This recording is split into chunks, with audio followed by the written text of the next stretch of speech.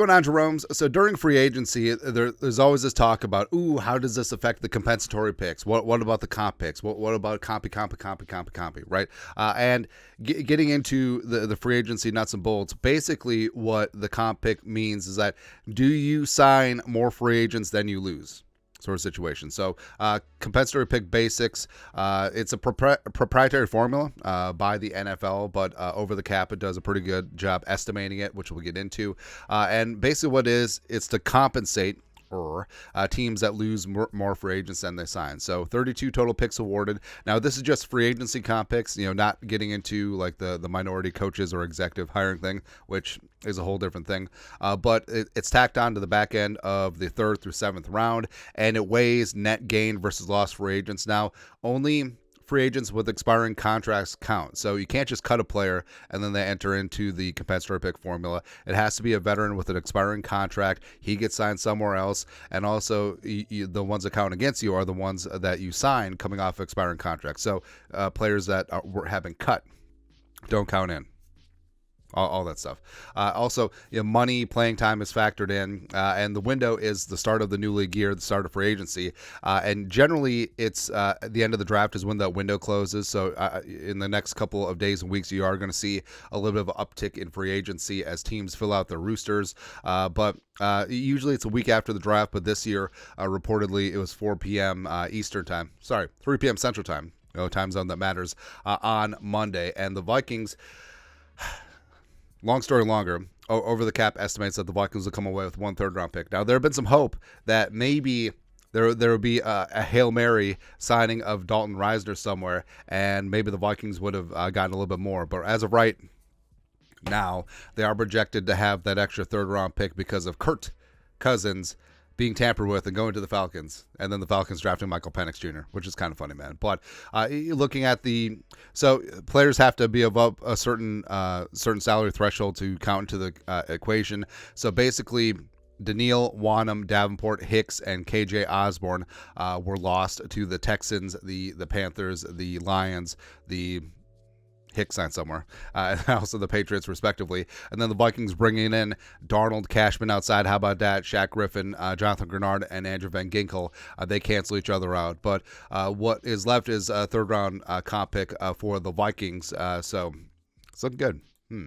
So as of right now, again, this is what the Vikings are projected. So they hang on to the 2025 first, which is huge, monstrous. I know everyone has said, like, well, Kwesi mortgaged the future because he gave up the 2nd, 3rd, and 4th for 1 year.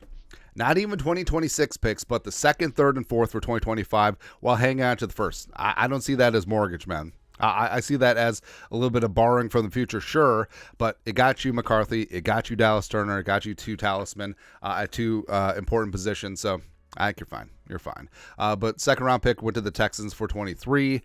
Projected 3rd round comp pick, which is great. 3rd and 4th next year went to the Jaguars and the move up for Turner. The Vikings have their own 5th.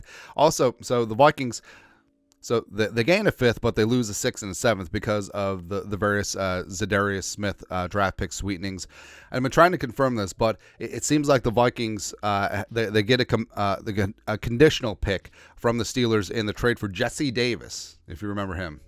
So good time. So the Vikings, as of right now, are projected to have 5 draft picks, a 1, 3, 2 fifths, and a 7th. And over the cap doesn't project a ton of high-end comp picks for free agency. So only 3 third-rounders because of the free agent picks. Kurt, and then the Dolphins getting 2 because of Christian Wilkins and Robert Hunt going.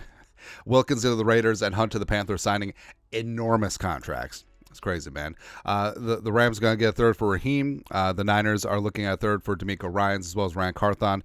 But then there's only 4 free agent 4th round picks signed. Everything else, 5, 6, 7. But McKinney, Queen, Damian Lewis, and Gabe Davis. So pretty light in terms of high-end comp picks projected for 2025. Now, with Kwesi, this had to factor in because even though the Vikings, they lost a number of players in free agency, they gained quite a few, but they still just had a little bit extra room, and also the impetus of using the future 3rd and 4th to move up for Dallas Turner. I'm sure that was lessened by the fact that they are projected for that extra 3rd round comp pick, which is great. Now, once you get up on the board, you're able to really work this system. And Spielman was really good at this. The Ravens with EDC and Ozzie were really good at the Patriots were really good at with Belichick, where once you get into a spot where you have a very solid roster, you can let guys go in free agency. You're not major players signing in free agency, so you're able to rack up and stack up those comp picks and getting additional thirds and fourths and fifths, and really just building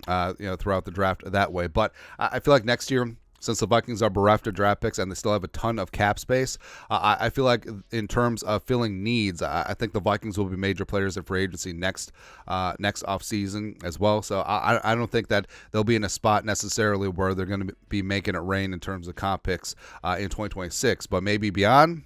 Who knows? But your thoughts are thoughts. The free agency compensatory pick window is closed. Vikings projected, allegedly, to have 1 third-round pick in 2025 extra. Let us know your thoughts and our thoughts in the comment section below. You guys know what to do. Skull production value.